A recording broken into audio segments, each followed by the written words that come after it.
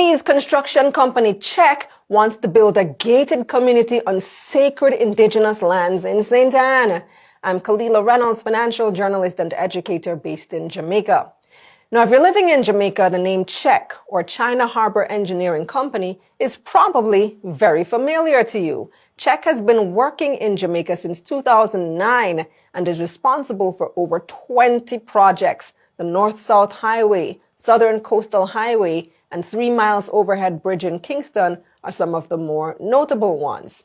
Now, the company wants to get into real estate development and is interested in building a residential gated community in Miami Bay, St. Anne, a prime tourism area.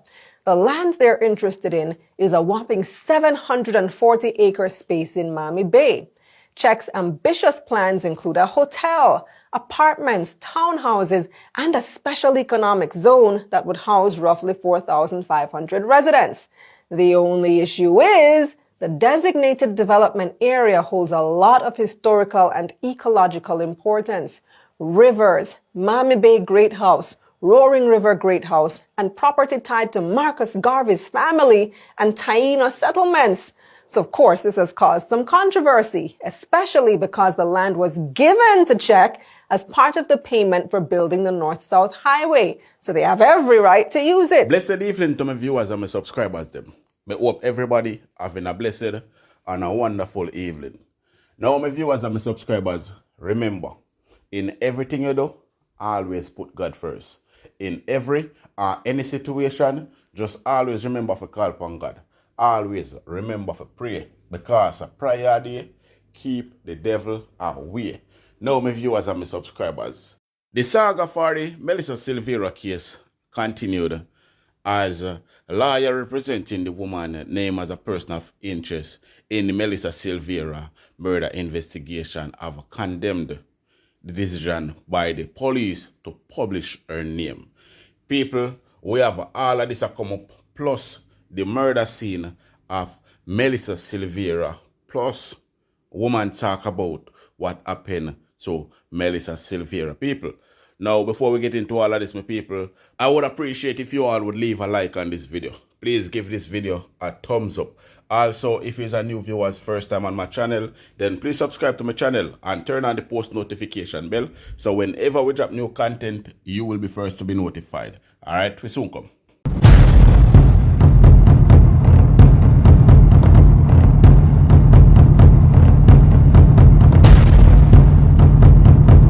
So welcome back to my viewers and my subscribers them. Big up to all of my viewers, big up to all of my subscribers them. We continually support the channel and I help the channel to grow. Now for all of who continually like the content, I share the content, and for all of who subscribe to my channel, I just want to say a big thank you to you all. Thank you from the bottom of my heart. Now, people, attorney representing the woman named as a person of interest in the Melissa Silvera murder investigation have condemned the decision by the police to publish her name. The woman, Sashana Miller, was named in a public notice by the police on Thursday. But in a statement to the media, Ms. Miller lawyer have described this decision as an act of intimidation. Sashana Miller is represented by King's Counsel Valerie Nita Robertson. Also named as members of her legal team are Kimberly Whitaker, Jeffrey Reed, and John Mark Reed. In a statement on Friday, the legal team says the action by the police have led to a defamatory portrayal of their client as a person of interest in an ongoing murder investigation. According to the attorneys, Miss Miller is not a person of interest. They say this was confirmed by the police last week. Miller's legal team says by putting her name in the public domain as a person of interest, detectives have given the impression she is in hiding. The attorneys say their client has faced undue intimidation and unwarranted speculation. They say the media attention generated by the press release from the JCF has had a negative effect on the personal and professional life of Sashana Miller. The legal team has threatened to utilize all legal avenues available to them to address what they describe as the damage caused by the unwarranted release of Miss Miller's name as a person of interest. They say the public should respect the legal process and refrain from making baseless assumptions about their client's involvement. The lawyers closed by saying Jamaica is not a police state, therefore intimidation and manipulation cannot be in the interest of justice. Efforts to reach King's Counsel Valerie Nita Robertson on Friday were unsuccessful. So Sashana lawyer basically say she's not a person of interest and she don't want it by the police and all of that. And the police them still haven't cleared that up as yet. So most likely she's still a person of interest, but she's not in custody as yet. State a thought on that down below in the comment section, the people. Do you think the police made a mistake by putting out her name, or do you think that she knew something about the last life of Melissa Silvera? Let me know. Now, my people, I am going to play a recording for you guys, and I want you to listen very carefully to this recording and state your honest opinion down below in the comment section on this recording. After this recording, I am going to play another one which will tell you about the location, or maybe show you the location of Melissa Silvera home. Alright, so come. Joyland Silvera killed his wife. Shot her 3 or more times. Because that 3-time thing could be more. And then he proceeded to gather his people around him to cover it up. Or them already moved towards him to help him cover it up. One in the same. Doesn't matter. I want to state one fact tonight.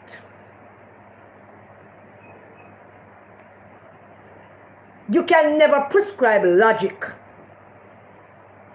to the mind of a murderer. There's no such thing as a perfect murder. Something always goes wrong. There's always something that you miss about that whole plan that you're putting in place. Always something that you miss. And more often than not, you miss the intervention of the Holy Spirit, or you miss the intervention of God's angels. Because I'm going to tell you tonight that the angels were with Melissa that night or early morning when that murderous piece of crap killed the people in Pitney. Motive, opportunity, and timeline. 3 most important things in trying to determine a murder or lining up a suspect or somebody of interest. And those things are the 3 things we're going to look at to establish what happened. And I want you to stay with me and trust me, because I have some information that I want to give to you. Motive, opportunity, timeline. Premeditated murder requires time and effort and all of that. Silvera, Mark Golding's chief of security, was last publicly recorded seen with Mark Golding on October 28th. Melissa died November 10th. We still don't know what time. What did he do between October 28th and November 10th? Mr. Fitzbailey, let me know you're supposed to put the timeline together. Where did he go? What was he doing? Did he make a trip out to St. Thomas on the piece of land? Mr. Bailey, where did he go? Who was traveling with him wherever it is he was going? Why wasn't he seen with Mark Golding between the 28th and at that time? If you can find any photograph or video, anything with him with an umbrella over Mark Golding head, or walking with Mark Golding, or checking the stage and the microphone for Mark Golding between October 28th and November 10th, then please share to the rest of us, because we can't find nothing. This is much, much deeper than Jamaica think. What did he do? What did he do between that time? We don't know yet. Oh, we do. We do. Planning. Then there was the sister, jump over, Silvera's sister, bawling like hell at the funeral. You know them cow bawling. You know them bawling where you know say some guilt are going with her. Like she know something. Like something go on and she knows she have the information. She want to let it out. She want to tell somebody. There was that. The gun that Silvera had. There's a particular bullet that was used to kill Melissa. I'm going to have a little bit of a hard time talking about this part. It took a little while for me. I researched it, but took a little while. Took a little while for me to come to grips with this. The policeman that was first on the scene as an officer of the law took pictures of the scene. I hear that there's some report that people who went there took pictures. But I should tell you that the policeman, the one that got the call, the one that went down there, shouldn't go on by himself. He took pictures on his phone. And I should tell Jamaica tonight that among those pictures is a bullet spent shell. Tell us that there's no such thing as a perfect murder. Something always go right. Among those pictures was a spent shell from one of the bullets that entered Melissa's body. The bullet that he used is a hollow point bullet. Are bullets that were banned from being used in warfare by the Hague Convention. It was banned by the Hague Convention from 1890 something. The hollow point bullet is one of them, and you know, all bullets shaped like a dick. But this, the hollow point bullet, it has a little really shaped like a dick. Have a little slit in it. Well, most people say it's a hole, but it's a slit that is in the hollow point bullet. And the hollow point bullet is a deadly bullet. Deadly bullet.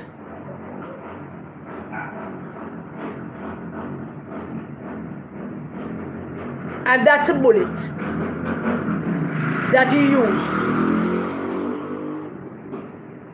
to kill Melissa. The reason why hunters love those bullets, when that bullet hits its target, whenever you fire that bullet and it hits the target, once it touches the soft tissue of the target, it kind of explodes. Explode like a mushroom, you know, like firecracker. If you put it in the open and it explodes, it scatters.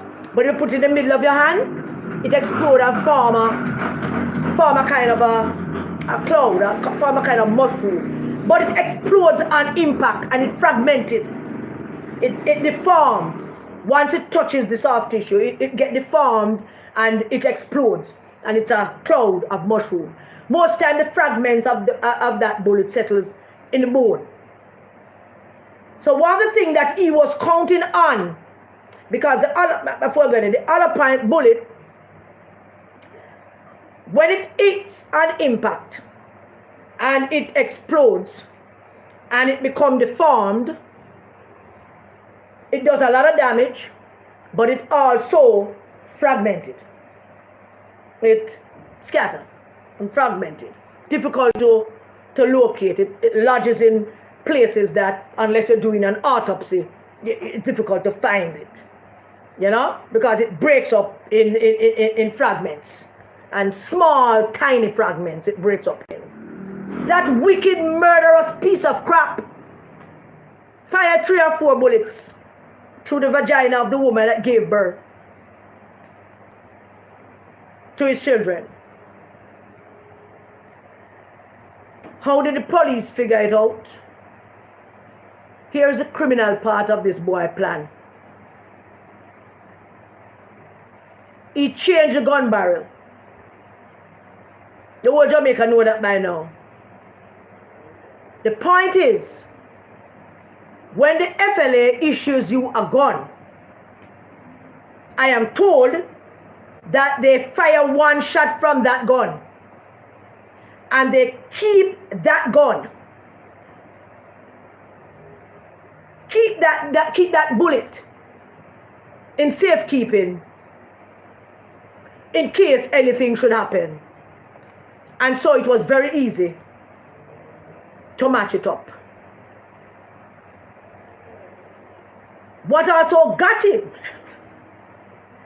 was that I tell you, the angels were with Melissa, ensuring that she gets some justice. Because when he fired those shots, they never fragmented and formed that mushroom that it should. Oh no, they came out pretty. I mean, the ballistic footprint was pretty. I heard. So, Melissa's angels was taking her home, but them also ensuring that she gets some justice. The FLA keeps that bullet of the gun signature and keep the gun signature. So therefore, if you change a barrel without the FLA knowing, it's a criminal offense. You're going to change your gun barrel, you have to go to the FLA. And you have to submit a report. And investigations have to be done as to why you want to change your gun barrel. So that criminal, murderous Grankro didn't go to the FLA. He changed the gun barrel. He go look for him criminal friend them. And get him gun barrel changed by him criminal friend them. Premeditated murder. Premeditated murder.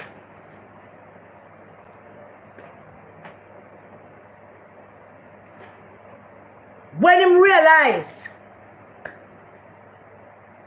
that the bullets never fragmented as they should have, him went and go get him criminal friend them to change him gun barrel for him. So by the time them test out the shell, the spell shell that was found at the scene of Melissa's death, there was a spent shell. The angels planted there. The angels make sure him nor him people them come there for cover it up the seat. God was in the midst, and rightly so. And the little policeman where everybody making a fuss about, he found it, had a picture of it. And the ballistic footprint that came out of that autopsy was pretty, was almost done.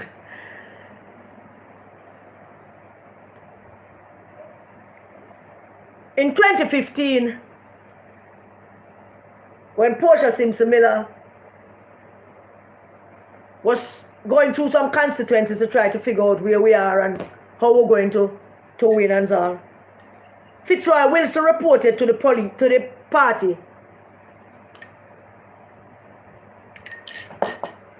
that Joel and Silvera are not doing the work and they're not going to win back. So Fitzroy Wilson reported him to the party about that. Silvera, in retaliation to Fitzroy Wilson, who was, I believe, the councillor then, killed the man dog. I want you to imagine Eli just outside here, so, and Blessing round the back, and all the community dog them that we all love and know them by them name. Any man that does not hesitate to kill a dog, any man that does not hesitate to kill a dog, him kill Fitzroy Wilson dog and carry the dog up put in front of Fitzroy Wilson gate and leave an ominous message for Fitzroy Wilson. Next time it will not be the dog. Fitzroy Wilson reported him to the party, and the General Secretary at the time, Paul Burke, did absolutely nothing. Nothing. Never even brought him to the disciplinary committee. So they knew from then that the man was a murderer. On his family's farm, there was an incident where a little youth was working on the farm and bought up a nice pair of shoes that I am told was his. And the youth bought the shoes away to go and party. Man take him gun and lick up the youth in his head and push the gun to the youth nose and go with all kind of things. He researched how to shoot her through the vagina and found out that from the vagina, the damage is less influential. From the vagina, the bullet would touch a hit a soft tissue and fragment right away. And he, from his research, because that's what my research turned up, from his research, he gathered that he could fire 3 or 4 of them, and the same impact would be the same. They all would be fragmented because they would buck up on soft tissues because of the hollow point bullet that he has. And he researched that, and he knew that there's a reason why the 8th Convention banned that bullet from being used in warfare. But yet, the gun industry is one of the most thriving and prosperous multi-billion-dollar industry in this world. Them produce some serious guns, them produce some serious bullets. There's a bullet that is banned from warfare, but is used in by private gun owners and issued by countries to private gun owners. When the bullet hit that soft tissue, it's deformed. Boom. And he knew that because he researched it. So he knew that this was what was going to happen to her. He knew that that is what was going to happen with the bullet.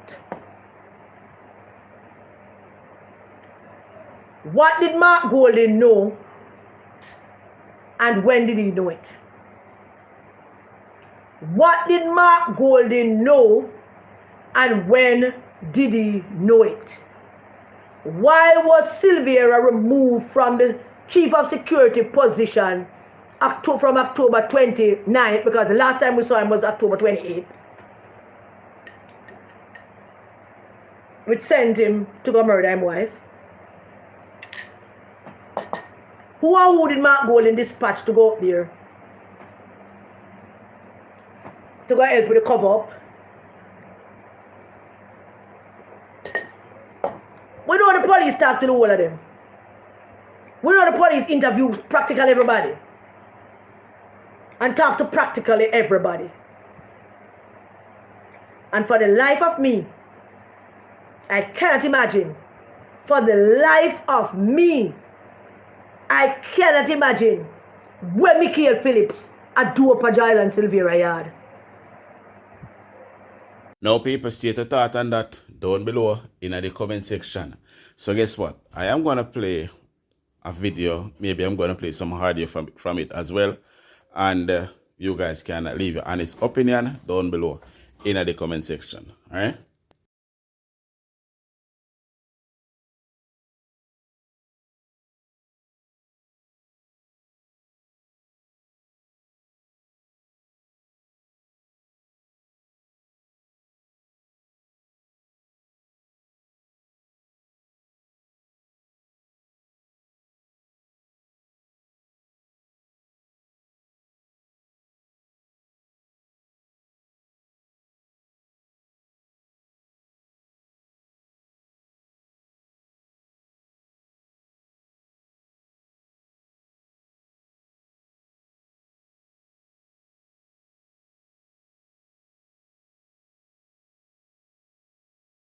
This is Diamond Court. This is where Leslie and Melissa lived.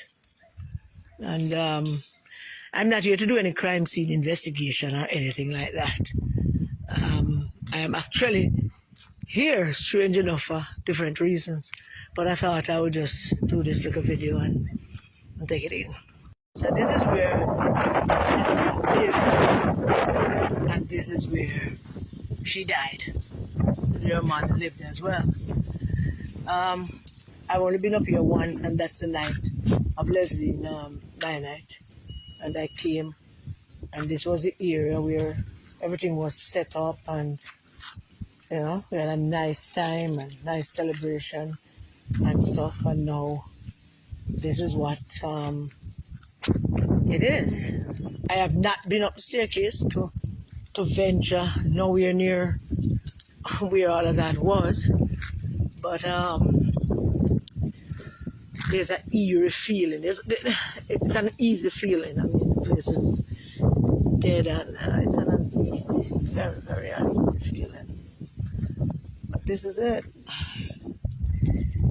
This is it, as it is.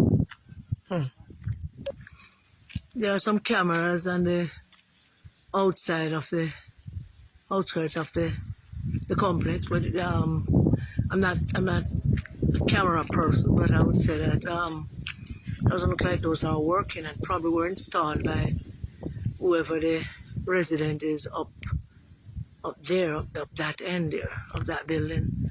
So I don't know if the argument that CCTV or camera was used, I don't know if that was the case, because I don't see any. I don't see any CCTV, I don't see any camera. That's the only camera there, that white camera there. I wish I could zoom in on it. I don't know how to zoom in, but yeah, there it is up there. If you can see it. That's where that was. So, this is the place. I'm outside the gate to see if I see any possible setup of a camera or anything. I don't see any. This is just for people who have been speculating about camera and all of that. Don't look like there's any. Don't look like, except for that one apartment up the top there, that somebody put in a camera, and don't look like it's working. So there we go. This is the entrance of the place, but there it is. I mean, it's a lovely building. It's in decay. Wasn't properly maintained. Neither is the property properly maintained.